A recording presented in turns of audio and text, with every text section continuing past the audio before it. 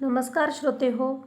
आज आपण महाभारत या पुस्तकातील अंबा आणि भीष्म ही कथा पाहणार आहोत. राजा शांतनू व सत्यवती यांचा मुलगा चित्रांगद हा गंधर्वाशी युद्ध करताना मारला गेला. त्याला अपत्य नसल्यामुळे त्याचा भाऊ विचित्रवीर्य हा राज्याचा वारस झाला व त्याला राजपद मिळाले. परंतु अद्यापि अज्ञानी असल्यामुळे तो वयात येईपर्यंत भीष्माने हस्तिनापूरचा राजकारभार सांभाळला. विचित्रवीर्याने तारुण्यात प्रवेश केल्यानंतर त्याला योग्य वधू मिळण्यासाठी भीष्माने शोध घ्यायला सुरुवात केली. अंबा, अंबिका आणि अंबालिका या काशीराजाच्या 3 कन्या क्षत्रियांच्या पद्धतीप्रमाणे आपापले वर निवडण्याच्या विचारात आहेत असे भीष्माच्या कानावर आले. आपल्या भावासाठी त्यापैकी एकीची निवड करावी या उद्देशाने तो काशीला गेला. कोसल, वंग, पुंड्र, कलिंग देशाचे राजे, कित्येक राजपुत्र व शक्तिशाली सत्ताधीश स्वयंवरासाठी साजेसे भरजरीचे पोशाख परिधान करून काशी राज्यात दाखल झाले होते. आपल्या तारुण्याने आणि पराक्रमाने प्रसिद्धी पावलेले कित्येक राजपुत्र तेथे जमल्यामुळे वधू जिंकण्यासाठी त्यांच्यात तीव्र स्पर्धा निर्माण झाली होती. क्षत्रियांमध्ये भीष्म हा बलाढ्य होता. आपल्या शस्त्र सामर्थ्यामुळे प्रसिद्ध होता. पहिल्यांदा सर्वांची अशी समजूत झाली की केवळ स्वयंवराचा सोहळा पाहण्यासाठी हा शूर योद्धा इथे आला आहे. पण ज्यावेळी त्यांना समजले की तो वधूप्राप्तीसाठी आला आहे, त्यावेळी इतर राजपुत्रांचा हिरमोड होऊन ते निराश झाले. आपल्या भावासाठी, विचित्रवीर्यासाठी वधू शोधण्यासाठी तो आला आहे हे त्यांना माहीत नव्हते. त्या राजपुत्रांनी हळूहळू भीष्माचा पाणउतारा करायला सुरुवात केली. त्यांच्यात कुजबूज सुरू झाली की भरतवंशातील हा शहाणा सुरता भीष्म आपण प्रौढ आहोत आणि आयुष्यभर ब्रह्मचारी राहणार असल्याची शपथ घेतली आहे हे विसरला की काय? आता लग्न करून तो काय करणार आहे? त्या सर्वांनी त्याचा धिक्कार केला. ते पाहून भीष्माचा क्रोध भडकला.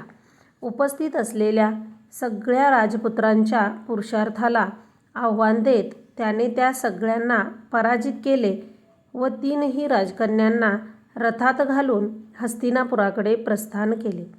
वाटेतच सौबल राज्याचा राजा शल्व याने त्याच्यावर चाल करून त्याला अडवले. शल्व अंबेवर प्रेम करीत होता व तिनेही मनातून त्याला वरले होते. भीष्म अप्रतिम धनुर्धर असल्यामुळे युद्ध करूनही शल्व पराजित झाला. केवळ अंबेने भीष्माला विनंती केल्यामुळेच शल्वाचे प्राण वाचले.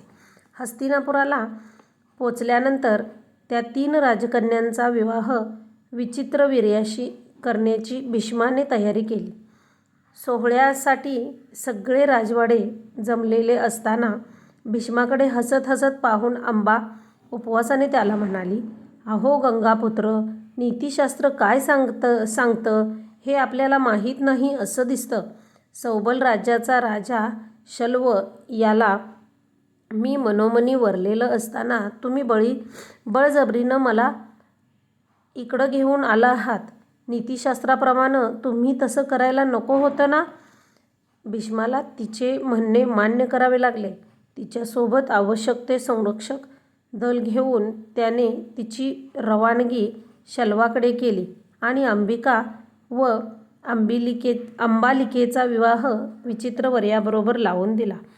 शल्वाची भेट होताच अंबेने हस्तिनापूरमध्ये काय काय घडले ती सगळी हकीकत श्वालाला सांगितली व ती अतिशय आनंदाने पुढे म्हणाली, "पहिल्या भेटीपासून मी मनानं आपल्याला वरलं आहे.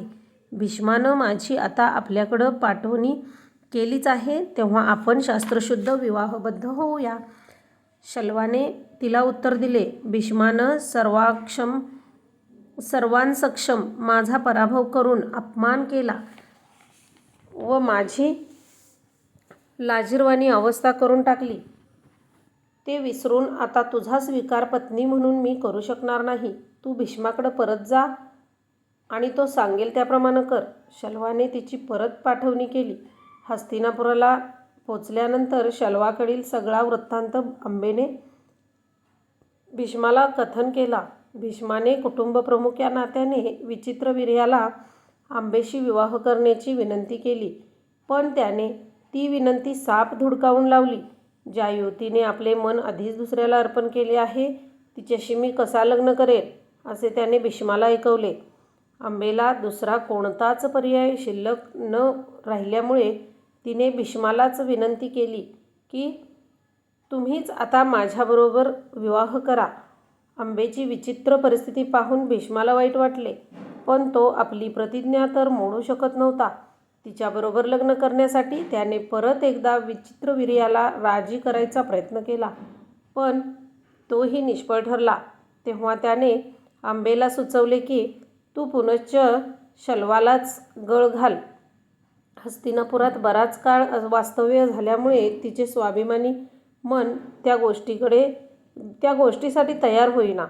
शेवटी अत्यंत निराश होऊन ती पुन्हा एकदा शल्वाकडे गेली खरी, पण तो आपल्या पूर्वीच्या निर्णयालाच ठाम राहिला.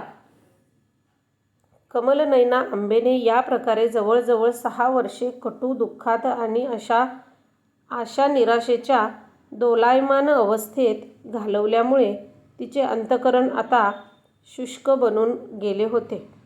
तिच्यातला गोडवाच नाहीसा झाला होता. दुःख आणि क्रोधाने भडकलेली अंबा केवळ भीष्मावर सूड उगवायचा या एकाच ध्येयाने जगत होती.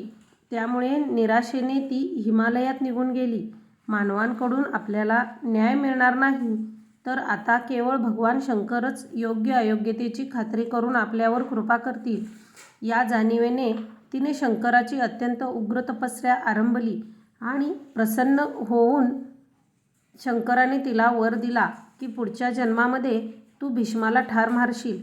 हे ऐकताच निदान पुढील जन्मी तरी आपले इप्सित साध्य होईल हे लक्षात घेऊन तिला पुनर्जन्माची घाई झाली.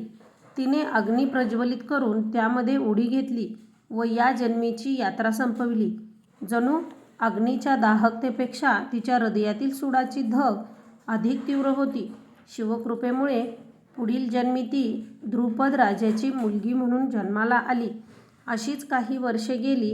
द्रुपदाच्या राजवाड्याच्या प्रवेशद्वारावरील न कोमेजलेल्या कमळाच्या हाराला भीतीमुळे अजूनही कुणी स्पर्श केलेला नव्हता. तो तिथेच लटकत आहे हे तिला दिसले. तिने तो हार आपल्याच गळ्यात घातला. या तिच्या अविवेकी साहसामुळे भीष्माचा आपल्यावर कोप होईल या भीतीने द्रुपदाची गाळण झाली आणि त्याने फलित म्हणून अल्पावधीतच तिचे एका अरण्यामध्ये हकालपट्टी केली. तिथे तिने उग्र तपस्या केली. त्याचे फलित म्हणून अल्पावधीतच तिचे एका युवकामध्ये रूपांतर झाले. श्रोतेहो, आजची कथा इथेच संपन्न झाली. कथा आवडत असल्यास चॅनेलला लाईक, शेअर, सबस्क्राईब नक्की करा. थँक्यू.